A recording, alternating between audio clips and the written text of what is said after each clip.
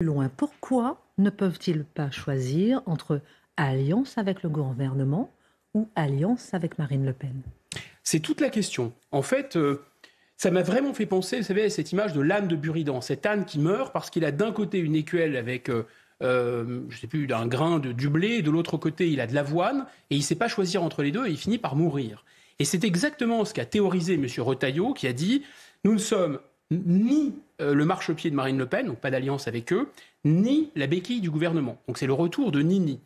L'âne de Buridan, ça veut dire qu'ils ne veulent pas s'allier avec le gouvernement. Alors, pourquoi s'allier avec le gouvernement? Ça paraîtrait assez logique. D'abord parce ils votent en général avec le gouvernement, ils font partie des majorités dites de circonstances, donc ils n'ont pas de prévention, on va dire, idéologique. Ensuite parce qu'ils représentent encore quelque chose, ils ont déjà des élus, ils ont déjà toute une machine dont j'ai parlé, et elle est monétisable aujourd'hui. Demain, s'il y a une dissolution, ils pourraient perdre en puissance. Donc c'est plutôt maintenant qu'il faudrait le faire. Alors pourquoi ils ne le font pas? D'abord parce que je pense qu'ils craignent que le gouvernement puisse affronter une crise très grave. Ils ne veulent pas être entraînés dans une crise si le gouvernement venait à traverser une crise. Ensuite, parce qu'aucun d'entre eux n'est véritablement un poids lourd. Ce n'est pas eux qui vont se présenter, sauf extraordinaire, en 2027. Et ils n'ont pas encore choisi, en fait. Et donc, ils sont dans une position d'attente tactique. Ils pourraient tout à fait se rallier à un macroniste, c'est-à-dire Darmanin ou Le Maire. Ils pourraient se rallier à un ex-macroniste, comme Édouard Philippe, ou ils pourraient se rallier à un anti-macroniste, en tout cas en parole, comme David Lisnard ou Laurent Wauquiez. Alors maintenant, pourquoi, deuxième question, il ne s'allie pas avec Reconquête ou avec le RN? Je pense qu'ils disent, d'abord, ils le disent eux-mêmes, c'est M. Retailleau qui l'a dit, ils n'ont pas envie de se faire dévorer, ils ont peur de se faire avaler. Donc ils ont peur de tout, en fait, ils ont peur des deux côtés. C'est une remarque. Vous avez très bien compris, ils ont absolument peur de tout, et la peur est mauvaise conseillère, absolument. Donc c'est le côté marchepied, on ne peut pas servir de marchepied, on ne peut pas se faire dévorer.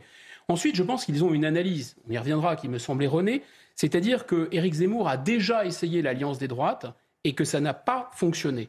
Voilà pourquoi ils ne veulent pas. Et enfin, je pense qu'ils sont toujours, c'est un parti de notables, ils ont ces préjugés des notables encore sur cette idée de diabolisation. Ils veulent être dans le camp du bien. Et donc, je pense que cet âne de Buridan, il est en fait un âne de Buridan schizophrène. C'est-à-dire qu'ils pensent comme Emmanuel Macron, mais ils ne peuvent pas le dire. Et donc, ils parlent comme Éric Zemmour et comme Marine Le Pen. Ils disent les mots qui vont plaire à l'électeur, mais ils se comportent comme de parfaits petits notables, comme de parfaits petits Playmobil pro-majorité. Donc, ils votent avec le gouvernement. Et en fait, ils continuent, ce qui est un peu la marque de Gédéon, vous savez, dans la Bible. C'est-à-dire que c'est le marqueur, c'est-à-dire qu'ils continuent à diaboliser l'extrême droite, comme dirait Mathieu, voilà.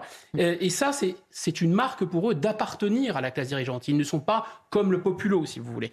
Et au fond, c'est plus tellement parce que Marine Le Pen est sulfureuse ou qu'Éric Zemmour est sulfureux. D'ailleurs, M. Ciotti a dit lui aussi qu'il aurait voté pour Éric Zemmour apparemment au second tour. Non, ils ne veulent pas se mêler évidemment à la populace en quelque sorte. Eux, ils appartiennent au Rotary Club, donc ils sont plus chics. Ils ne sont pas du niveau de l'extrême droite. Je pense que c'est ça le fond de l'affaire. Beaucoup de questions parce qu'il y a d'un côté justement le parti politicien, et puis il y a la droite française qui regarde justement et qui se pose une question, mon cher Guillaume, que devrait-il faire pour sauver la droite ou LR? Est-ce qu'il devrait choisir une direction parmi les deux directions qu'on a citées? Aller avec le gouvernement ou bien quelle direction choisir? C'est ce que se demandent en tout cas les Français de droite. C'est exactement la question. En tout cas, s'ils ne choisissent pas, c'est sûr qu'ils vont y passer. D'abord, moi je pense que c'est assez compliqué de sauver LR. Bon courage. Pour sauver LR, pourquoi? Il me semble que ce parti est affecté, on pourra appeler, pas très joliment, mais enfin c'est le meilleur terme que j'ai, une tare congénitale. Dès sa naissance, dès sa création, il y a un problème. Parce que LR, c'est l'héritier de l'UMP, LR ou l'UMP, c'est finalement la fusion du RPR d'un côté et de l'UDF de l'autre. Donc c'est la fusion de deux droites. C'est l'historien des droites René Raymond qui disait, voilà, il y a la droite bonapartiste, c'est le RPR, c'est une droite populaire et autoritaire, et il y a une droite orléaniste qui est une droite modérée, disons, proche des milieux d'affaires. Et c'est l'alliance de ces deux droites. Et dès le départ, c'est un échec. C'est un échec parce qu'il y a jusqu'à 900 000 adhérents au RPR, et dès lors qu'il y a cette fusion des deux, ça descend assez rapidement à 90 000. C'est à peu près l'étiage qu'il y a aujourd'hui. Donc ça ne fonctionne pas. Mais en plus, deuxième effet qui se coule, non seulement ça ne marche pas, mais cette fusion, elle s'opère au profit exclusif des orléanistes, de cette droite orléaniste, c'est-à-dire aujourd'hui une droite modérée, européiste en diable, MEDEF, etc. Si on va plus loin, je pense que cette droite LR, si LR c'est la droite, elle n'a plus d'oxygène. D'abord parce que la droite bonapartiste a été préemptée par Marine Le Pen, parce que la droite orléaniste, elle est incarnée par Emmanuel Macron, et parce que même il y a une troisième droite, nous dit René Raymond, c'est la droite légitimiste, la droite un peu qui est nostalgique de la monarchie. Eh bien, celle-là, elle est prise en main par Éric Zemmour. Et donc, je pense qu'en effet, ils se trompent totalement dans leur diagnostic en pensant qu'Éric Zemmour a échoué à faire l'union des droites, et même d'une certaine façon que c'était une mauvaise idée de faire l'union des droites, c'est-à-dire de faire un pont entre LR d'un côté, le RN et maintenant Reconquête. Pourquoi ? Parce qu'en fait, ils n'ont pas compris qu'Éric Zemmour, en essayant de faire ce pont, il a fait quelque chose qui était plus à droite que le RN, en réalité. Il y a quelque chose de bonapartiste chez Éric Zemmour, mais il y a aussi quelque chose de légitimiste, donc de plus à droite que Marine Le Pen. Et évidemment, il ne peut pas faire un pont, puisqu'il était à droite de la droite, d'une certaine façon. Et en faisant ça, il est devenu le mauvais objet du système. Il a effectivement, tout le monde l'a bien vu, permis de dédiaboliser Marine Le Pen. Et donc, j'en reviens à mon argument central, c'est-à-dire je pense que ce qui bloque aujourd'hui avec le RN, c'est plus l'argument de la diabolisation. Ça, c'est juste un petit fétiche qu'on agite pour montrer qu'on fait partie du club des gens chics. Mais grosso modo, les électeurs sont contre-fiches. Il y a 2 électeurs sur 3, probablement, même à gauche d'ailleurs, qui se contre-fichent de cette idée de diabolisation. En réalité, le problème maintenant du Rassemblement national me semble être davantage un problème de plafond de verre sociologique.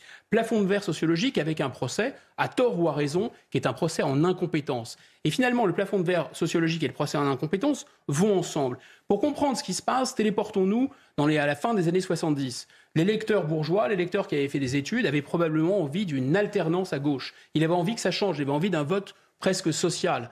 Mais il ne pouvait pas voter pour le Parti communiste, parce que le Parti communiste, c'était sale, c'était la fête de l'UMA, c'était la Grèce qui tâche, etc. C'est pas chic. Donc il ne votait pas pour les partis communistes, et en même temps, ça faisait peur, le Parti communiste. Et donc, François Mitterrand, qui lui appartenait à l'élite, à la classe dirigeante, il a créé un parti, le Parti socialiste, et il a fait un programme commun avec le Parti communiste. Et là, ça a totalement décontaminé, d'une certaine façon, le vote social, le vote d'alternance, et ça a fonctionné. Et donc, moi, mon calcul est simple. N'importe quel, je mets ça entre parenthèses, n'importe quelle personne de LR qui oserait faire une alliance en bonne et due forme avec le Rassemblement national ou avec Reconquête et un programme commun, évidemment, il raflerait la mise et il gagnerait exactement pour les mêmes raisons qui ont fait gagner François Mitterrand.